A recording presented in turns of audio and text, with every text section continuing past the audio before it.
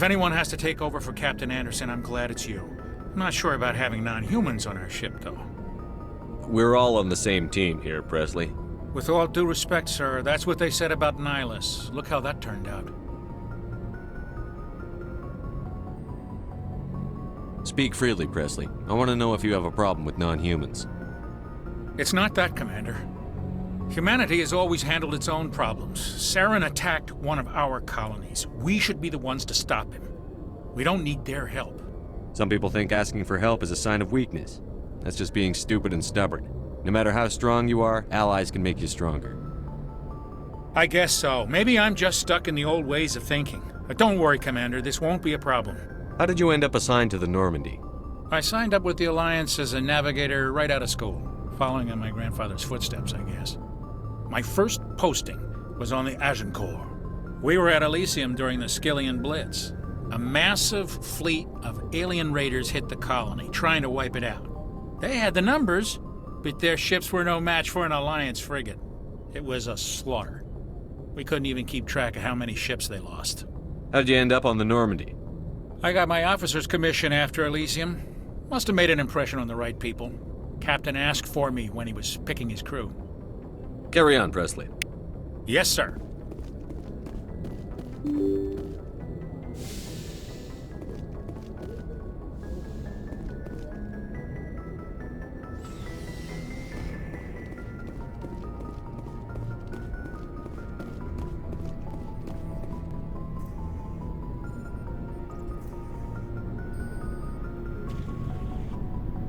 Anything you need, Commander? Just trying to get a sense of where the crew's at. Thoughts? I've wasted enough of your time for now, Commander. We'll have time for personal debriefings later. What's your opinion on the last mission? I don't see how we could have done things any better. At least not without getting to Eden Prime sooner. And we were on the scene faster than any other Alliance ship could have been. We'll talk another time, Lieutenant. Commander?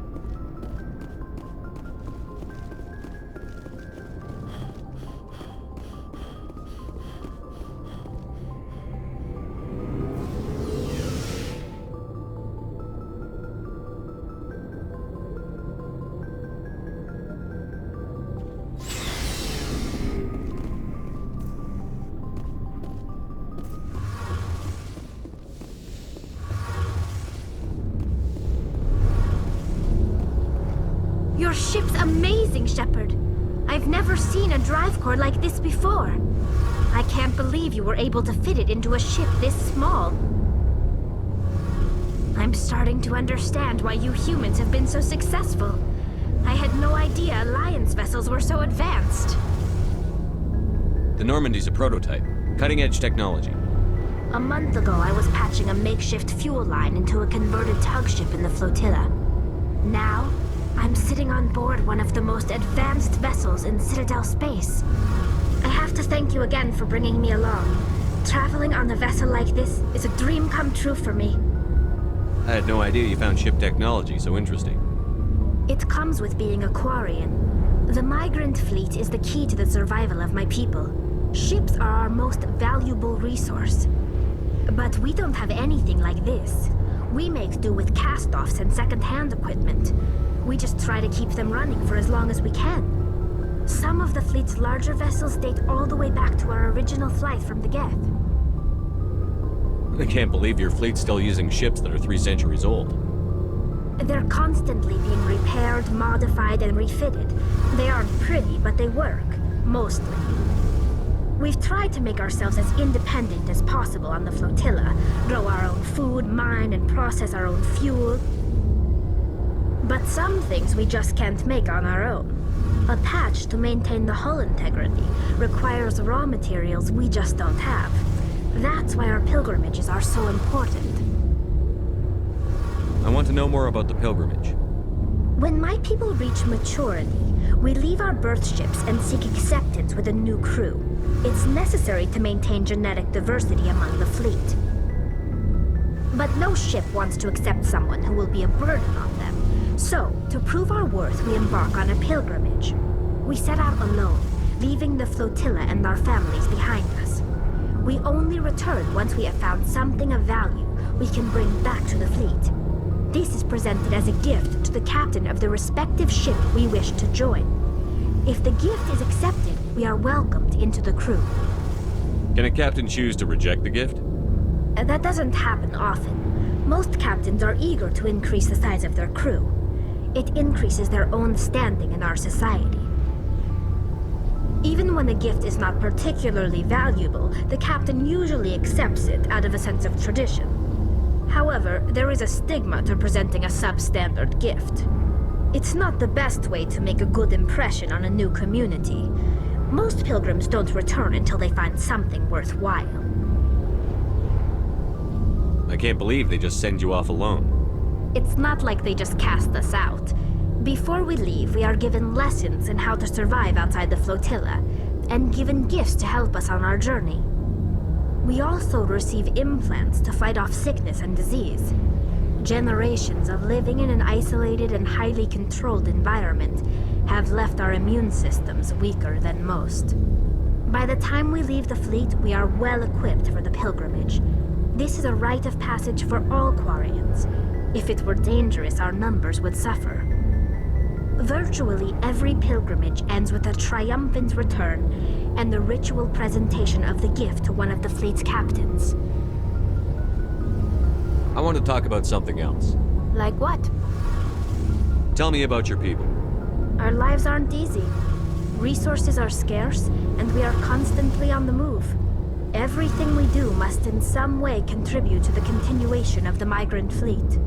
There are 17 million Quarians in the flotilla, and each of us relies on the others for survival.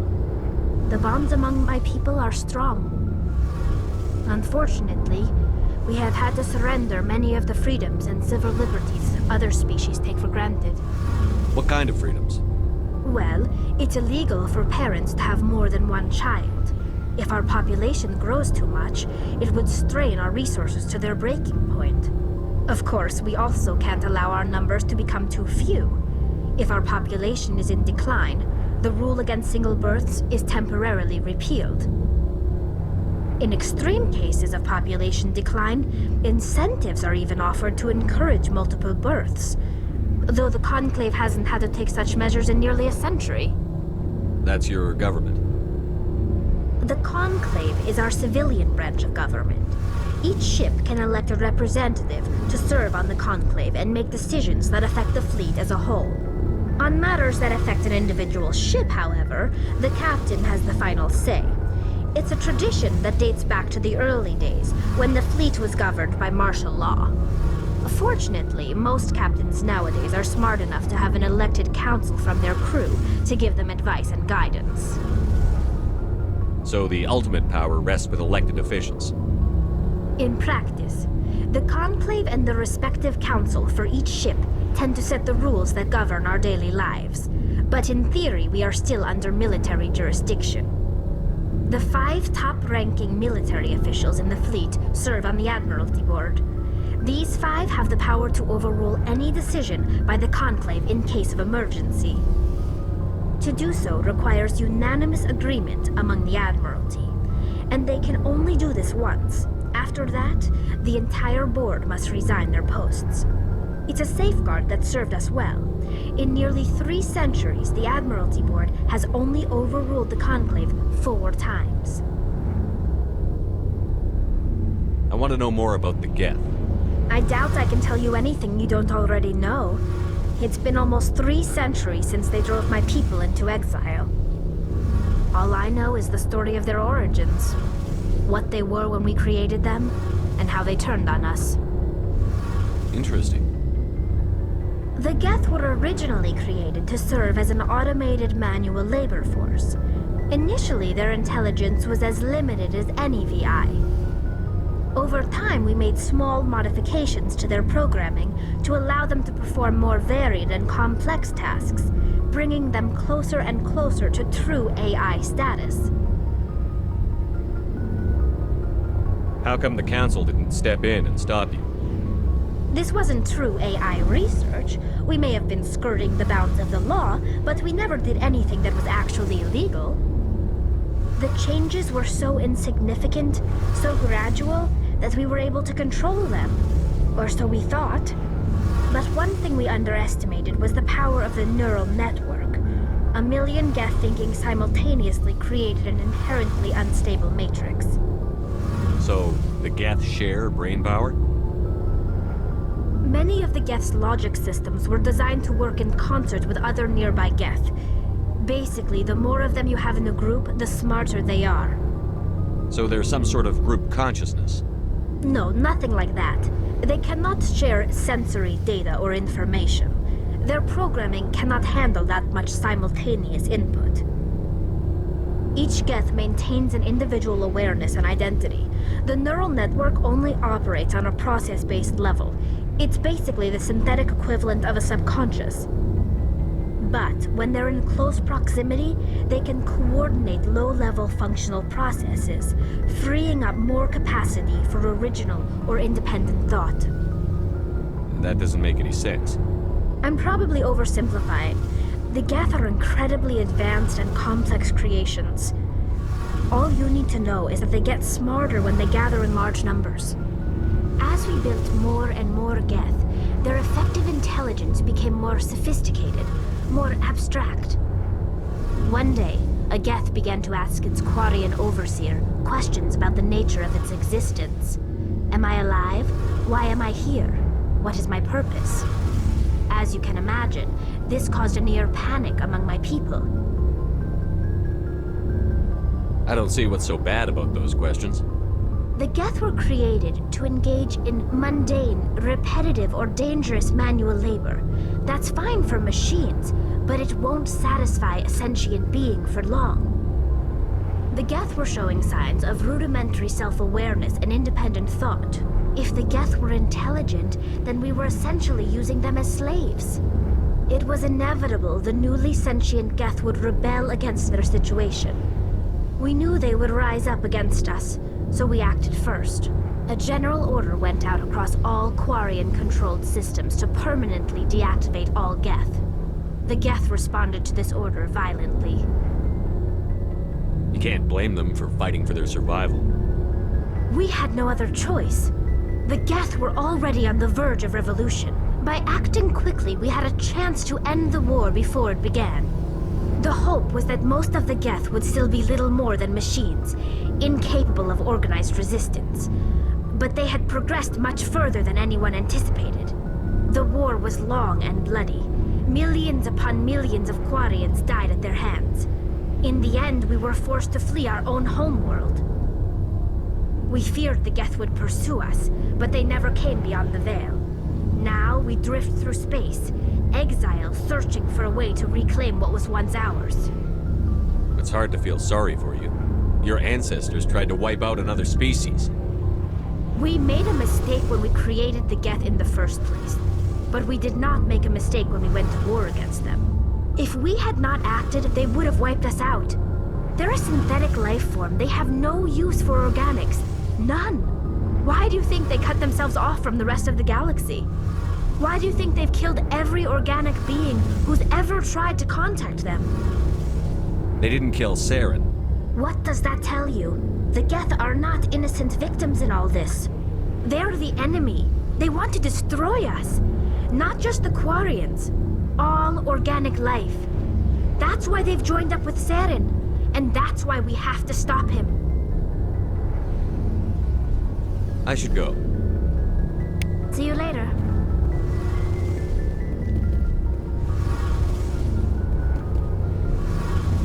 Hey, Commander, you know that Quarian, Tally? She's been spending all her time down here asking me about our engines. I'll tell her to leave you alone. What? No, she's amazing. I wish my guys were half as smart as she is. Give her a month on board and she'll know more about our engines than I do. She's got a real knack for technology, that one. I can see why you wanted her to come along. I figured she'd be a real asset to the team. You got an eye for Tally, Commander, but I'm guessing that's not why you came down here. Where else have you served, Adams? If you name a class of Alliance ship, I've probably served on it. Everything from dreadnoughts and carriers right down to frigates like the Normandy. My last assignment was on the Tokyo, only a cruiser, but she was a good ship. Couldn't hold a candle to the Normandy, though. I want to know more about the Normandy. She's the best ship I've ever served on, probably the fastest vessel ever designed. And She's the only one using the new Tantalus drive core. What's so special about the Tantalus drive core? Proportionally, it's about twice the size of any other vessel. Not only are we faster, we can run at FTL speeds longer before we have to discharge the core. Fill me in on the IES stealth systems. How does it work exactly? You can't hide a ship out in space. They emit too much heat and radiation, too easy for sensors to pick them up, unless you find a way to capture those emissions. So our stealth systems trap the energy we give off in storage sinks built into the ship itself. No emissions to give away our location. Eventually the sinks have to be vented. More than a few hours silent running and they overheat. Cook us inside our own hull. There's no way for anyone to detect us? A visual scan can still pick us up. Anyone looking out a window can see us plain as day. But you have to be pretty close to get an actual visual out in space. Most vessels rely on scanners. As long as the stealth systems are engaged, they can't see us. Not unless we accelerate to FTL speeds. Why doesn't it work with faster than light travel? Cranking up to FTL blue shifts our emissions, pushes them into frequencies too high to capture in the sinks. As soon as we make the jump, it's like setting off a flare. Sensors can pick up our location whenever we enter or exit FTL flight, but for short-range missions, our stealth systems are amazing, and we've got the only one. Carry on, Adams. Aye, aye, Commander.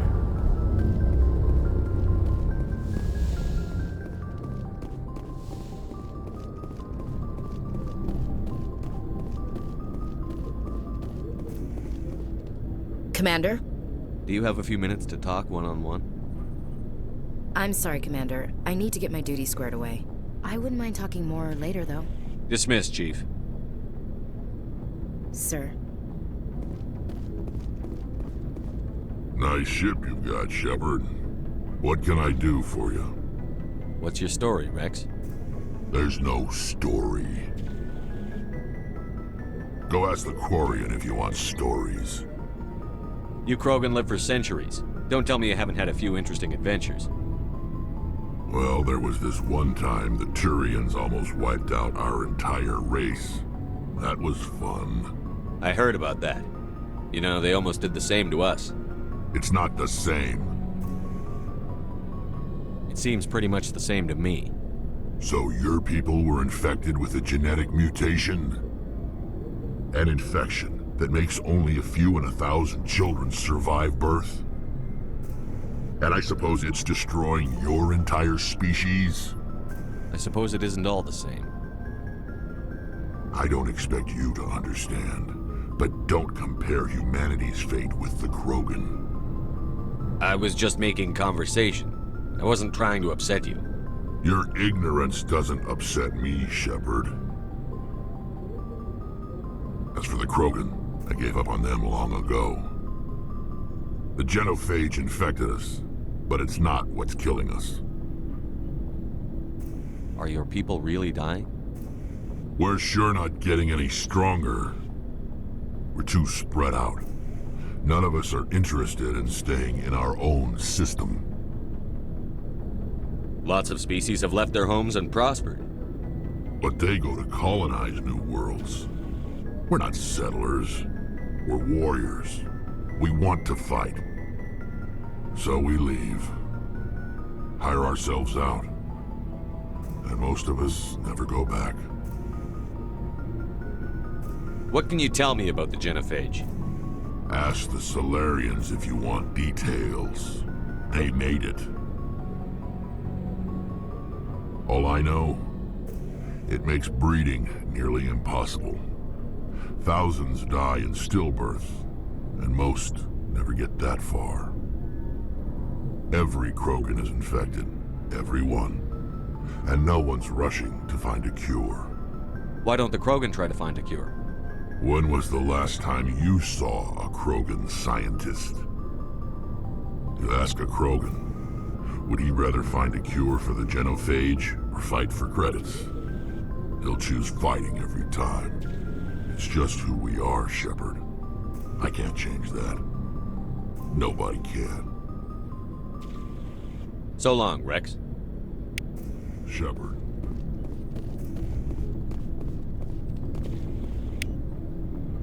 Thanks for bringing me on board, Commander. I knew working with the Spectre would be better than life at CSAC. Have you worked with a Spectre before? Well, no, but I know what they're like. Spectres make their own rules. You're free to handle things your way. At CSEC, you're buried by rules. The damn bureaucrats are always on your back. For the most part, the rules are there for a reason. Maybe. But sometimes it feels like the rules are only there to stop me from doing my work. If I'm trying to take down a suspect, it shouldn't matter how I do it, as long as I do it. But CSEC wants it done their way. Protocol and procedure come first. That's why I left. So you just quit because you didn't like the way they do things? There's more to it than that. It didn't start out bad, but as I rose in ranks, I got saddled with more and more red tape. CSEC's handling of Saren was typical. I just couldn't take it anymore. I hate leaving. I hope you made the right choice. I'd hate for you to regret it later. Well, that's sort of why I teamed up with you. It's a chance for me to get off the Citadel, see how things are done outside CSEC. Either way, I plan to make the most of this. And without CSEC headquarters looking over my shoulder, well, maybe I can get the job done my way for a change. If getting the job done means endangering innocent people, then no. We get the job done right, not fast. Got it? I wasn't trying to. I understand, Commander.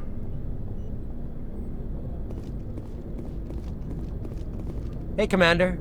Looking for some extra supplies before you head out? What have you got? Whatever you want. Armor, weapons, mods. It's not standard Alliance issue, but that's not necessarily a bad thing. Well, as long as you don't mind paying for it. Why should I pay you for my weapons and armor? My stuff doesn't come from the Alliance. I have to purchase it myself, and it's not cheap. Hell, the licenses alone have set me back more than I'd like. But no licenses, no goods. Without the goods, I'm out of a job.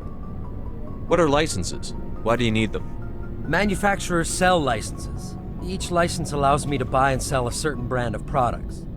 I already have several basic ones, but you'll need to buy more if you want me to bring in different brands. Many of the best licenses are hard to get, but they're well worth the cost if you can find them.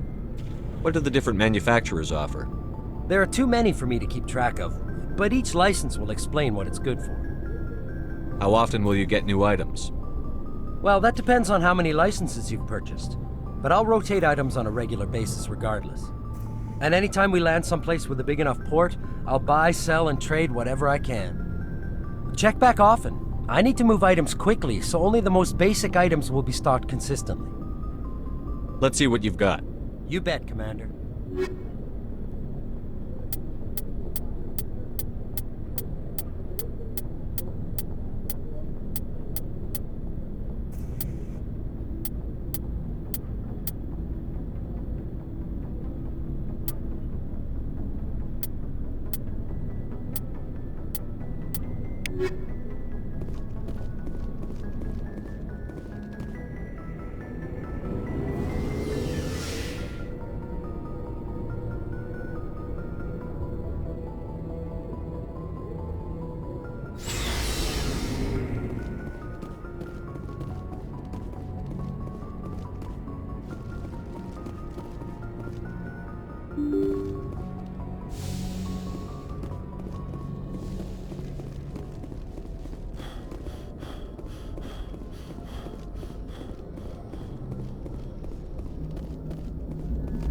Commander, something you need? I like to know my crew. Mind if I ask you a few questions? I can see where this is going. You did a background check on me, didn't you? Well, I'll tell you the same thing I told the captain. You want me as your pilot. I'm not good. I'm not even great. I am the best damn helmsman in the Alliance fleet. Top of my class in flight school, I earned that. All those commendations in my file, I earned every single one. Those weren't given to me as charity for my disease. I'm sorry, Joker. I didn't even know you were sick. You mean you didn't know? Oh, crap. Okay, I've got Vrolik syndrome, brittle bone disease. The bones in my legs never develop properly. They're basically hollow, too much force and they'll shatter. Even with crutches and my leg braces, it's hard to get around. One wrong step and crack! It's very dramatic, but I've learned to manage my condition, Commander. Put the Normandy in my hands and I'll make her dance for you. Just don't ask me to get up and dance unless, you like the sound of snapping shin bones. I need to know more about this Vrolik syndrome if I'm putting my ship in your hands. Yeah, of course you do. It's an extremely rare condition. Nobody knows exactly what causes it. Genetic, maybe. It's treatable, but there's no cure. They classify my case as moderate to severe. I was born with over a dozen fractures, hip, thighs, ankles. My bones were already breaking in the womb. 100 years ago, I wouldn't have survived past my first year.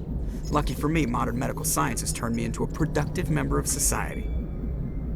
You're not gonna break a bone trying to fly the ship, are you?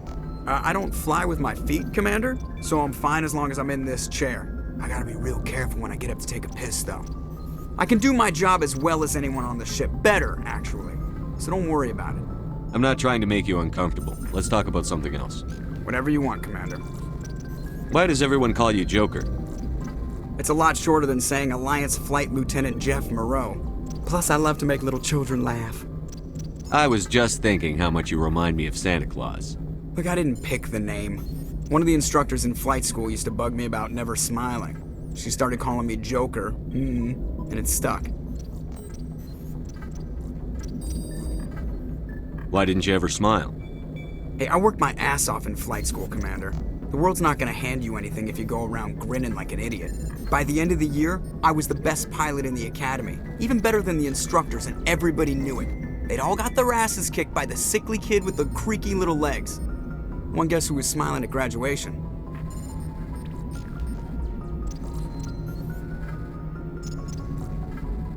How'd you end up joining the Alliance? Look, if you're looking for an inspirational tale of the crippled kid overcoming impossible odds, you're gonna be disappointed. My mother was a civilian contractor working for the Alliance. I basically grew up on the Arcturus station back when they were building up the fleets. Spend all that time around Alliance ships, there's a good chance you'll end up going to the Academy. I have to go. All right, see you.